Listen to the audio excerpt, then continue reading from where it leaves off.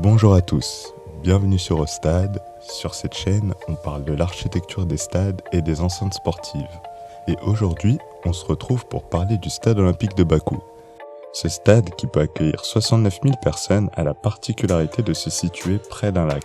Comme vous pouvez l'imaginer, construire près d'un lac peut s'avérer compliqué à cause de l'eau qui rend le sol très malléable. On verra donc dans cette vidéo comment peut-on faire tenir un stade sur un sol très malléable. Bordant l'Asie par la mer Caspienne, l'Azerbaïdjan, dont le nom signifie « gardien du feu », a obtenu son indépendance de l'URSS en 1991. C'est un jeune pays donc qui a su se développer rapidement grâce à l'exportation du pétrole présent dans ses terres.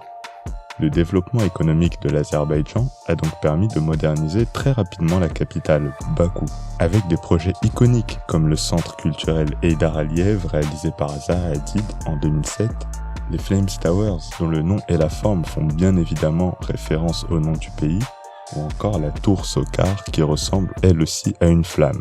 Décidément, il y a des flammes partout. Vous verrez que les flammes interviennent aussi dans le concept de notre stade du jour. Avec ces tours très modernes, Bakou pourrait s'apparenter à un genre de Dubaï du Caucase.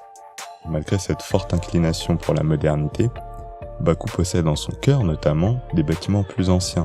Dans le quartier de la vieille ville, on peut par exemple y retrouver la tour de la Vierge construite durant le XIIe siècle. Vous verrez que ce monument historique fait de pierre intervient aussi dans le concept du stade olympique de Bakou. Ainsi, on peut le voir sur les images, Bakou est une belle ville mélangeant passé et modernité. C'est sur les limites nord de cette belle ville, au bord du lac Boyukchor, que le stade olympique de Bakou a été construit entre novembre 2012 et février 2015. La conception du stade a réuni différentes entreprises dans le monde entier, grâce à ce qu'on appelle le BIM, pour Building Information Modeling.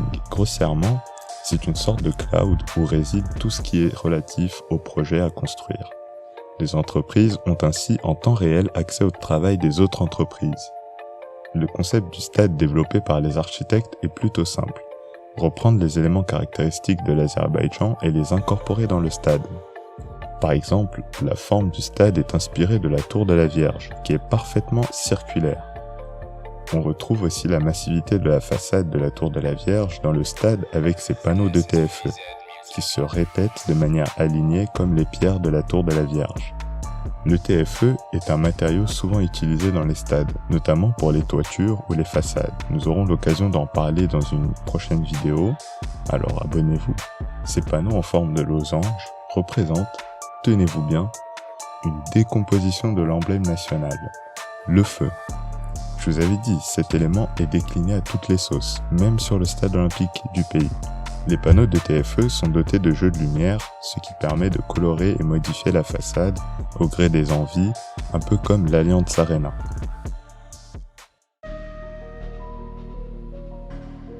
Construire près de l'eau n'est pas si simple à faire.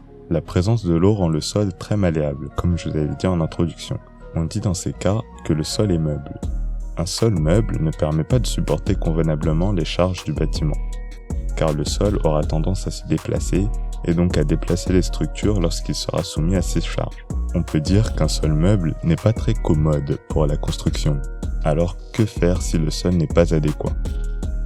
Peut-être changer l'emplacement du stade, mais cela irait à l'encontre de la dynamique d'expansion de Bakou, et honnêtement, cet emplacement est génial. Près d'un lac, donc il y a une belle vue, et en plus le stade est situé juste à côté de l'autoroute principale qui relie l'aéroport à la ville.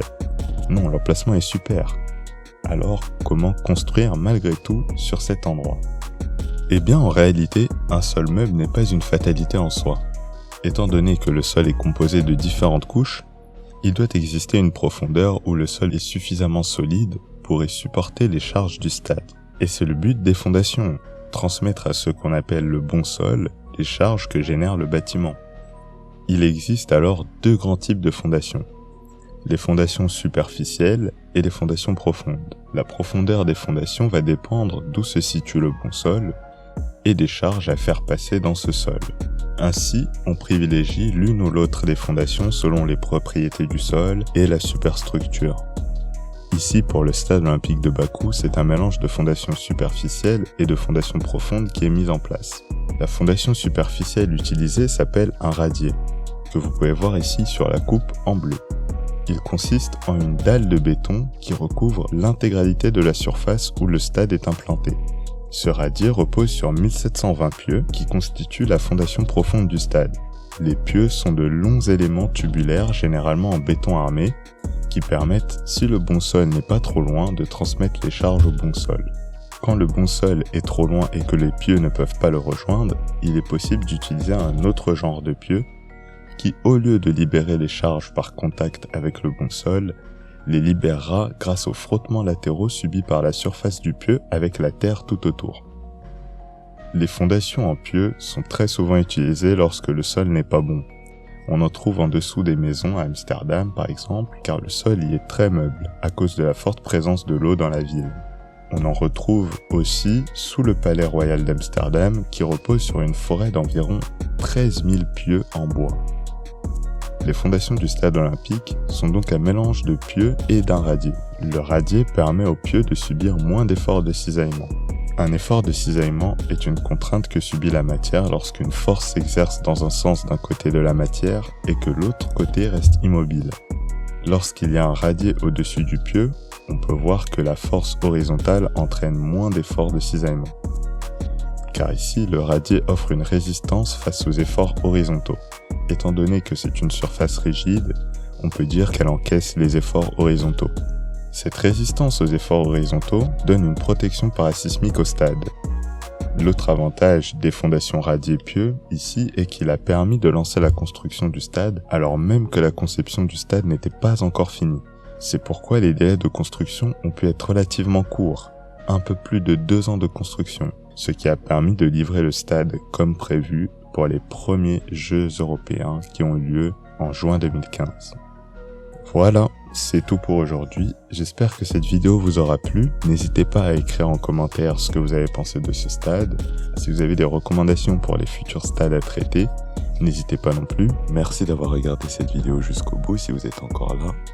On se dit à bientôt pour une nouvelle vidéo.